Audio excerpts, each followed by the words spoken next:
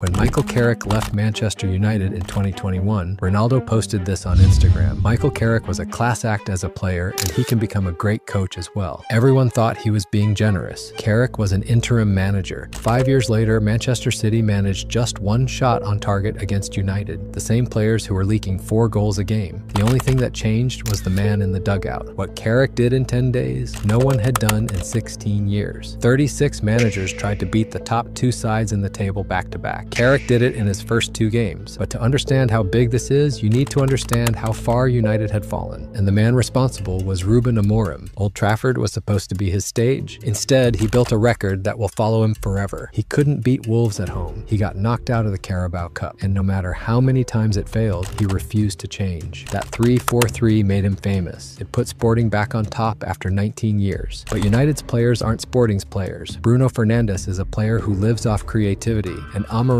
buried him in defensive responsibility. Casemiro was finished. Mainu was heading for the exit. Instead of adapting to the players he had, Amorim insisted on his way. After the draw with Leeds, he hid out at everyone around him, said he wasn't a coach, he was a manager. The next day, he sat down with Jason Wilcox. Wilcox calmly suggested a change of system. A day later, Amorim was sacked. The season doesn't stop. United still had games to play and no one in charge. The choice landed on Michael Carrick. Why Carrick? Because in his interview, he did something Amorim never did. He listened, he didn't set conditions, he didn't talk about needing 3 years to build a process. He asked what players were available and how to get the best out of them. Before this, Carrick had spent 2.5 years at Middlesbrough. The club was a relegation candidate in the championship. Within months, he had them near the top of the table, playing attacking, attractive football, and most importantly, he transformed players. He gave them clear instructions, he turned an average striker into a 29-goal a season forward. The moment Carrick took over, the Amorim nightmare was over. From game 1, there was no philosophizing. He went with a 4-2-3-1, a shape every player in that squad understood, and the changes were instant. 2 holding midfielders instead of 1. Casemiro was no longer exposed. He had a partner covering the space. He could focus on what he does best, reading the game and cutting out attacks. Bruno moved back to the 10, receiving the ball facing goal, free to pick the right moment for the final pass. Dorgu arrived at United as a left back. He gave him a chance on the left wing. Risky? Absolutely. If it hadn't worked, everyone would have called it a stupid decision from the new manager. In a derby where nobody expected anything from United, Carrick had been in charge for 3 days. The squad was broken. City were chasing the title. Carrick set a trap. United dropped deep, let City have the ball. Nearly 70% possession for the visitors, and they couldn't do a thing with it. Maguire and Martinez shut everything down, and when City started losing patience, United struck. 65th minute. Bruno drives forward from inside his own half, picks out Mbeumo's run, and slides it through. One touch, one finish, bottom corner. Old Trafford explodes, then Cunha comes off the bench and sends a cross in from the right. Dorgu gets ahead of Rico Lewis and hammers it home. 2-0. After the game, Lisandro Martinez said it was the best atmosphere at Old Trafford since he joined the club. And now back to where we started. In 2021, Carrick took temporary charge of United for just 3 games. 3 games unbeaten. Ronaldo under Carrick scored 3 goals in 3 matches. He wasn't even in the starting lineup against Chelsea, and he didn't complain. And we all know how big Ronaldo's ego is. That's what everyone misses. Ronaldo was never the problem. His problem was with managers who didn't know what they were doing. 5 years later, we're watching the same Carrick. Arsenal hadn't lost at the Emirates all season. This time, Carrick didn't come to sit back. It started with a Martinez own goal, but that's where you could feel the difference. Amorim's United would have collapsed right there. This United responded. Before halftime, Mbeumo pounced on a Zubimendi mistake and equalized. Then, 50th minute, Dorgu produced a stunning half volley from 20 yards after a quick 1-2 with Bruno. Arsenal pulled level through Marino from a corner. That would have been a fair result, but then Cunha picked up the ball 30 yards out. He turned and with ice-cold confidence curled it into the bottom corner. Arsenal hadn't conceded 3 goals in a single match since December 2023. This was United's first win at the Emirates since December 2017. 2 weeks earlier, United's own fans were booing. At the Emirates, the away end was singing, "We're gonna win the league." For a lot of people, Fulham was the real test, and it was tight. Deep into stoppage time, it was 2-2. Then the man everyone had written off scored the winner. Under Amorim, Sesko looked like a player who didn't belong at this level. The same player who didn't want to take a penalty against Grimsby. Gary Neville said he was miles behind Cunha and Mbeumo. Even Amorim admitted it. Sesko was struggling, and that was a fact. And that exact player in the 94th minute, back to goal, turned and fired it into the top corner. Old Trafford went absolutely mental. And then came Tottenham. Spurs hadn't lost to United in 8 matches. 29 minutes in, Christian Romero Romero went in studs up on Casemiro, straight red card. 9 minutes later, United made them pay. A corner routine off the training ground. Mbeumo slots it home, his 6th Premier League goal against Spurs. 2-0, Bruno's 200th goal involvement for United. Only Wayne Rooney reached that mark faster. This doesn't mean Carrick is a genius. He didn't invent a new system. He did what was obvious, what Amorim refused to do. Dorgu picked up an injury. Casemiro is 33. There's a massive amount of work ahead if Carrick stays beyond this season. But the most important thing is that something is finally changing at United after billions spent going nowhere. The players look like they believe in each other again. The atmosphere at Old Trafford is back, and you can't buy that.